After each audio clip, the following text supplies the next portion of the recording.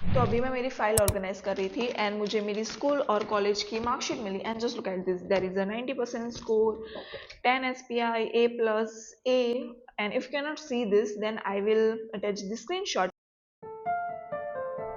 But the main point is that I used to top every subject, whether it was in my college or in a school. चाहे मैं सिर्फ exam के एक महीने पहले ही क्यों पढ़ने नहीं बैठती थी, I use to score well in my academics. और ये सिर्फ स्कूल और कॉलेज की बात नहीं है, बिकॉज स्कूल और कॉलेज में तो सिर्फ हमें रट्टा मारना ही सिखाते हैं, A for apple, B for ball. But in general बात करें तो जब मैंने as a software developer job start की थी, that time my preference was Java, but मुझे as a iOS developer job मिली थी, दैट मीन्स स्विफ्ट। बट हाँ, मैं स्विफ्ट कार की बात नहीं कर रही हूँ, but Swift is one of the programming language.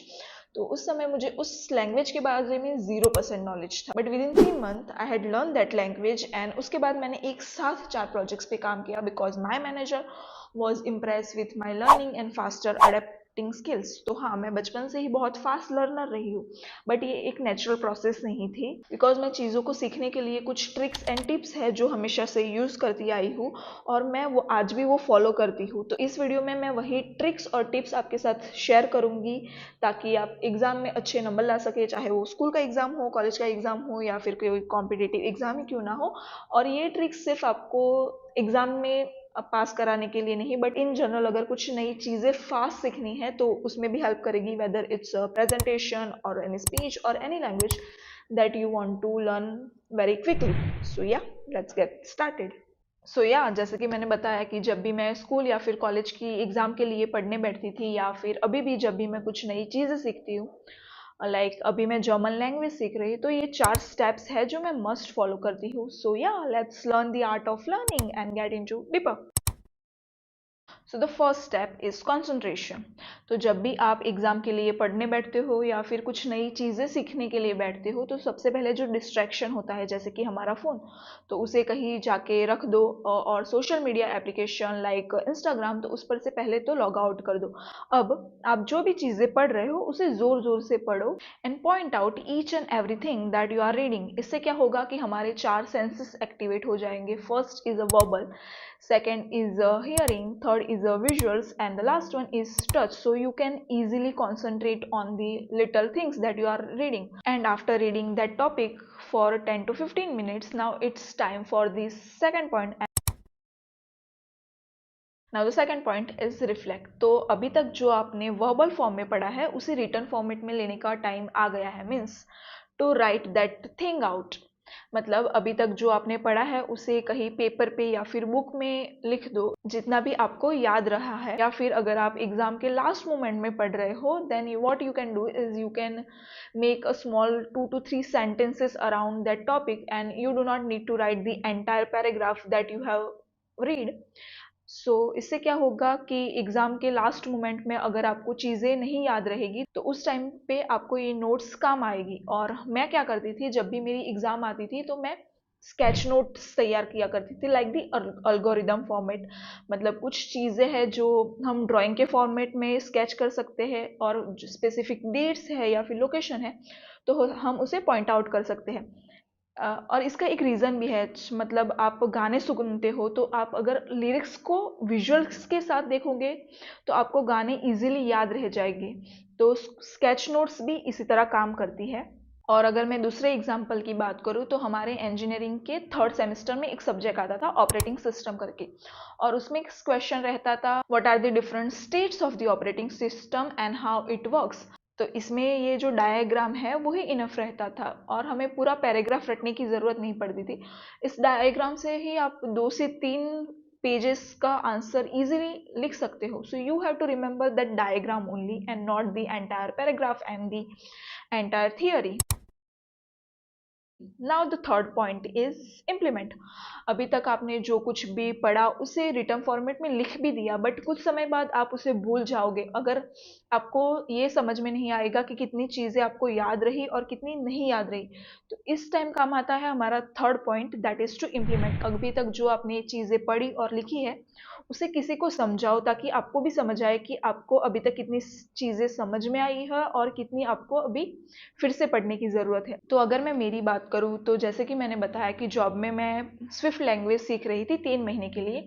तो उस समय एक टॉपिक को सीखने के बाद मेरे बाजू में मेरी फ्रेंड बैठती थी। हम दोनों सेम ही कॉलेज से थे और हमारा प्लेसमेंट भी एक ही कंपनी में हुआ था और फॉर्चुनेटली हमें एक ही लैंग्वेज असाइन हुई थी। तो वो एक पर्टिकुलर टॉपिक सीखने के बाद मैं जो भी चीज़ें मुझे समझ में आती थी मैं उसको समझाया करती थी और उसको जो भी चीज़ें समझ में आती थी वो मुझे समझाया करती थी। और ऐसे हमने वाइसा वर्सा 3 महीनों तक जो भी टॉपिक हम पढ़ते जाते थे वो एक दूसरे के साथ वन टू वन कॉन्वर्जेशन किया करते थे। इससे हमें समझ में आता था कि उसको कितनी चीज़ें समझ में नहीं आई है और मुझे कितनी चीज़ें समझ में नहीं आई है और अब तक हमें कौन सी चीज़ों पे अभी काम करने की ज़रूरत है। और अभी मैं अगर आपको एक तीसरा एग्जाम्पल भी दूँ, जैसे कि मैंने आपको बताया कि मैं जर्मन लैंग्वेज सीख रही हूँ।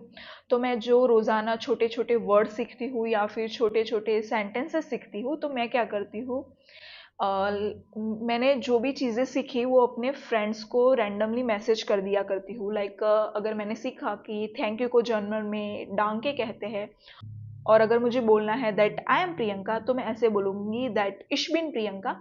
तो ऐसे छोटे छोटे सेंटेंसेस में अपने फ्रेंड्स को रैंडमली मैसेज कर देती हूँ, फिर उनका रिप्लाई आता है what and I am like मैं जर्मन लैंग्वेज सीख रही हूँ और इसको ऐसे जर्मन में बोला जाता है। अच्छा है अभी तक किसी ने मुझे ब्लॉक नहीं किया, बट हाँ ऐसे मस्ती मस्ती में भी आप कुछ चीज़ें आराम से इम्प्लीमेंट कर सकते हो और सीख सकते हो। Now, the fourth and last point is to revise. It is well said that practice makes the man perfect.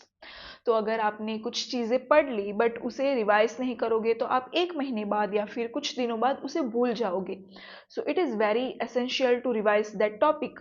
और अगर आपका एग्ज़ाम आ रहा है तो आपने जो पहले नोट्स बनाई थी अपनी खुद की या फिर जो स्केच नोट्स बनाई थी वो आपको एग्ज़ाम में हेल्प कर सकती है उस टॉपिक को ईजिली रिवाइज करने में। एंड इन जनरल हम चीज़ों की बात करें तो जैसे कि मैंने बताया कि मैं और मेरी फ्रेंड हम दोनों प्रोग्रामिंग लैंग्वेज सीख रहे थे तो दोनों एक साथ उसे इम्प्लीमेंट किया करते थे। तो हम वो टॉपिक को सीखने के बाद क्या करते थे कि स्विफ्ट लैंग्वेज का एक प्लेटफॉर्म आता है तो हम उस पर छोटे छोटे टास्क या डेली टास्क जैसे कि रियल लाइफ एप्लीकेशन बनाया करते थे ताकि जो टॉपिक हमने सीखा है वो रिवाइज हो जाए और फिर से 2 या 3 वीक बाद उसको फिर से रिवाइज करते थे। सो या अब मैंने आपको कॉन्सेप्ट तो क्लियर कर दिया बट आपका फोकस कॉन्सेप्ट पे ना होके जो आप सीखना चाहते हो उस पे होना चाहिए। मतलब आप ये देखने बैठोगे कि चलो फर्स्ट पॉइंट कंसंट्रेशन क्लियर कर दिया, अब टाइम है रिफ्लेक्ट का और उसके बाद टाइम है इम्प्लीमेंट का, then it's not gonna work out. Because किसी भी चीज़ों को सीखने के ये 4 ही यूनिवर्सल लॉ है।